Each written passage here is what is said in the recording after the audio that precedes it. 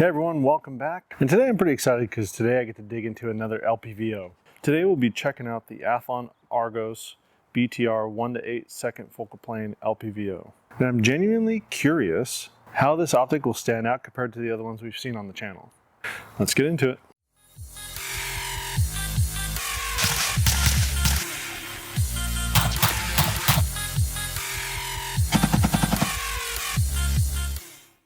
So today's scope we'll be looking at is an LPVO, and it's in second focal plane. As a small primer, LPVO stands for Low Power Variable Optic, and it means it goes from 1x to a larger magnification.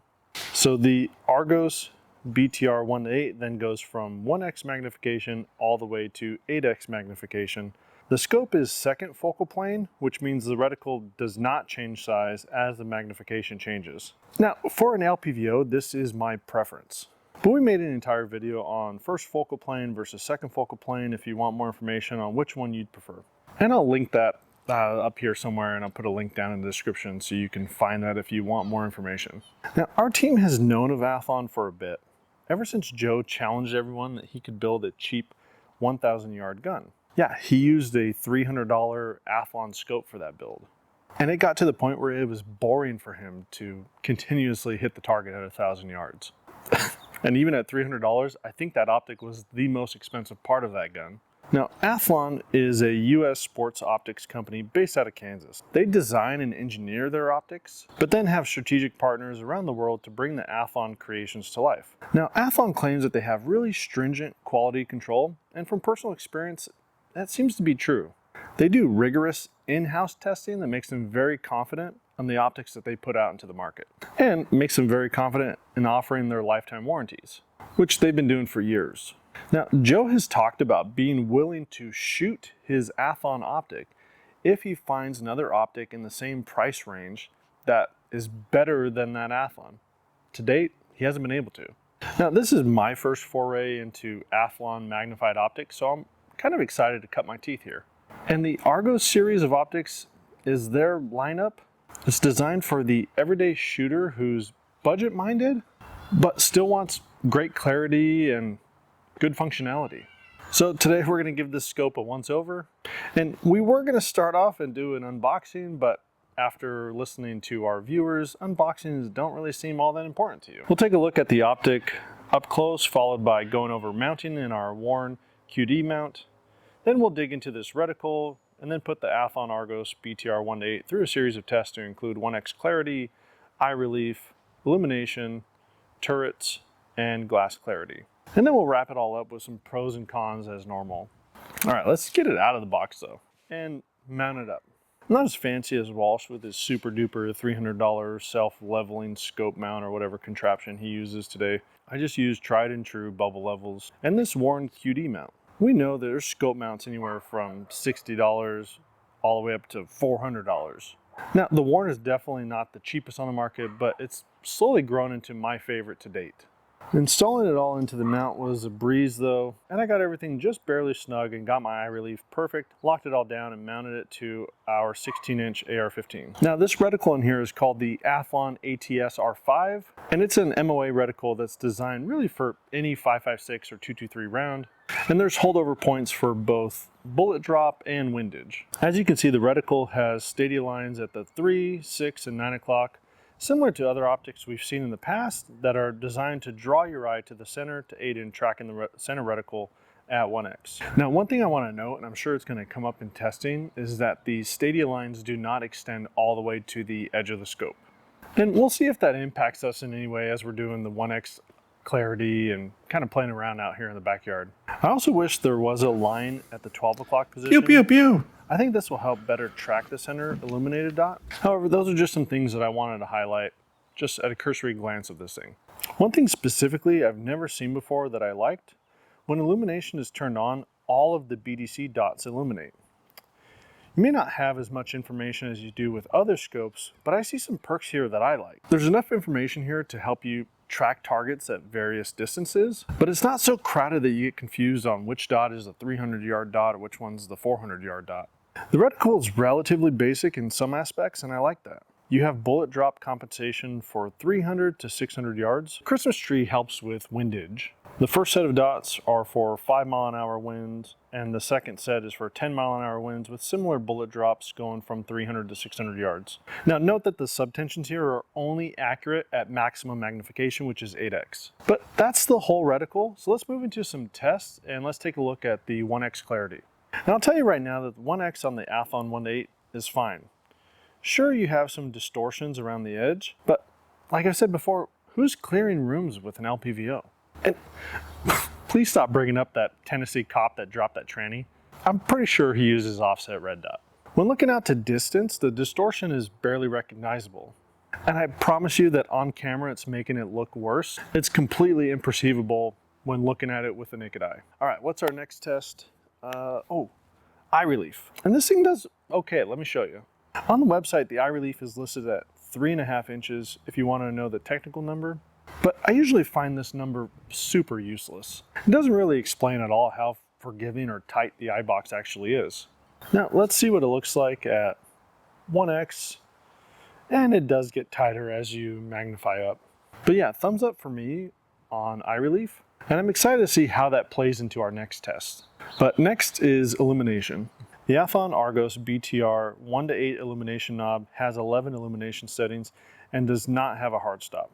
Now, this kind of frustrates me in some ways, but it's what I've been used to lately with LPVOs and illumination. I wish it had a hard stop, but just note that if you're trying to fine-tune the illumination, you may go from something that you deem not bright enough to completely off. I wonder if that primary arms battery cap would work on this. I'll have to check that out.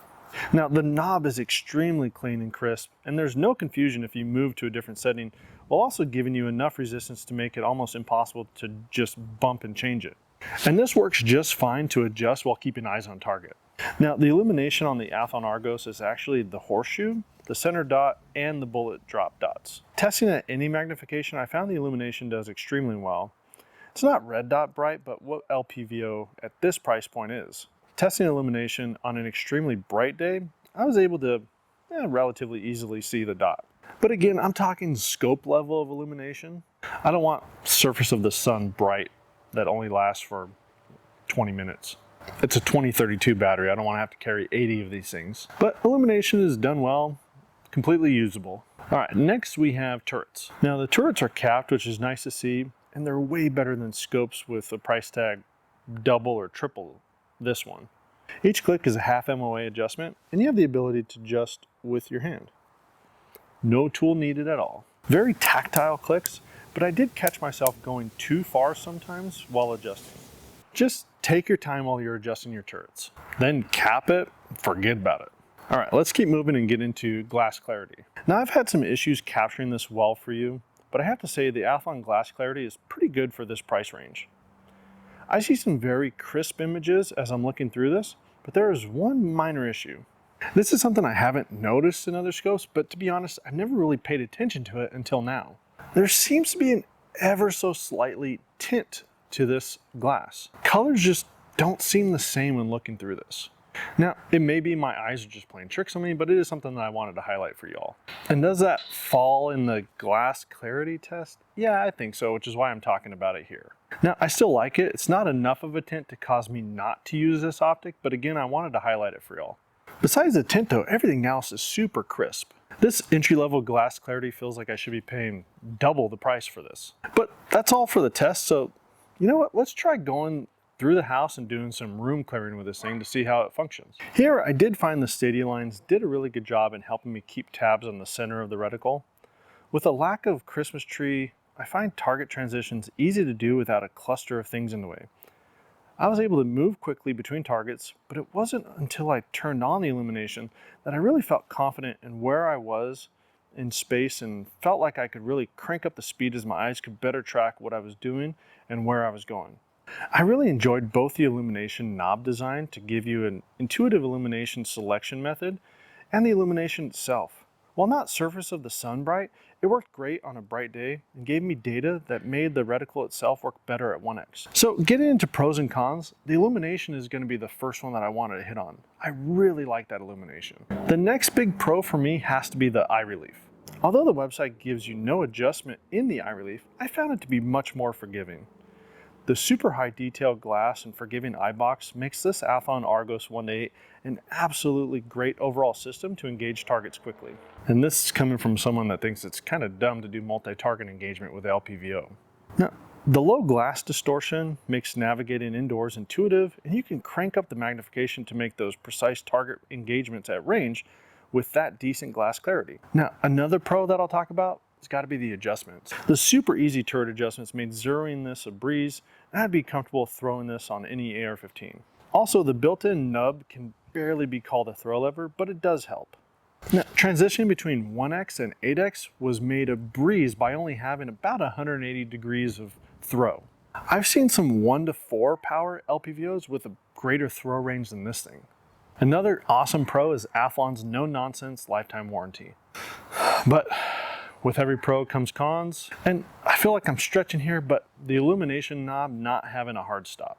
Yeah, honestly, that's the only thing that I could really complain about for this sub $500 LPVO. I mean, I'm not dealing with angry eyebrow reticles and no stupid turret adjustments. I'd legit rather have this one than scopes that are double this price or triple this price. But that's everything on the scope, and I suppose it's time for me to make a recommendation. All right, here it is. So compared to the last scope that I reviewed, which was that super budget-friendly primary arms LPVO, I like this one better. Although the primary arms duplex reticle means that you could put it on any caliber gun, I love this one because it maximizes the capabilities of the 5.56 round. And the horseshoe reticle can also help with close engagement if you ever had to deal with that. The decent glass clarity and illumination settings along with the durable construction gives me no hesitation to throw this on a hunting rifle and slog through the woods on a hunt. And the reticle means that I can also use this for other types of engagement. So maybe this is a perfect scope for you based on your needs, your budget, and your mission set. But I do hope this video is helpful in your purchasing decisions. And I want to say thank you to our Patreons and our YouTube members. You guys make all this possible, and we truly appreciate the support that you give us. And thanks to everyone that likes, comments, and subscribes. Comment down below, let me know what you think of this Athlon ARGOS BTR 1 to 8 second focal plane LPVO. All right, guys, I'm out.